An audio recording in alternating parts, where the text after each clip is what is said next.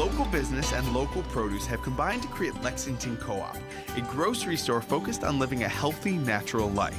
We were started in 1971 by people from the neighborhood who just wanted access to really good food. They wanted organic food, they wanted local food, and at the time, Wonder Bread was the best-selling bread in America. It was the late 60s, early 70s. There was a whole Back to the Earth movement going on, but a lot of people were still eating a lot of highly processed foods.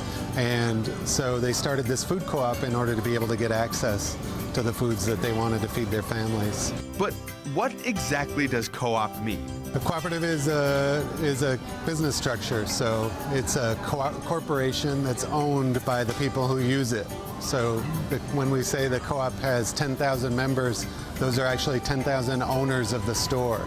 And each of those people have invested $80 in the store and have become owners of the store. Not only is Lexington Co-op focused on encouraging local business participation, they also are a go-to for organic and local produce. We carry a lot of organic produce items in our store, probably the biggest variety of organic items in Western New York.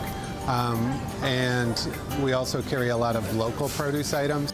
We have also built relationships, and so the farmers are often very secure in knowing that we'll buy directly from them, and they don't have to go to many different sources. We get deliveries from individual farmers a couple times a week. The strawberries that are right over here are from Tony Weiss's farm, and he dropped them off this morning. And we have several different farmers coming in all through the week. And because of their size, they can provide a market for local farmers that can't grow enough crops for those bigger chain grocers. We can definitely take the smaller crops that people of garlic, for instance, or someone like Tony Weiss who grows. We buy, hundreds of flats of strawberries. And that means a better tasting product.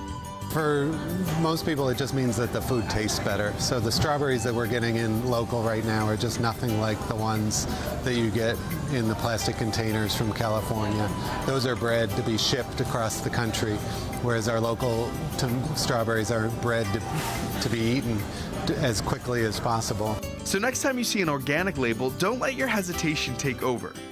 And if you need to, start small.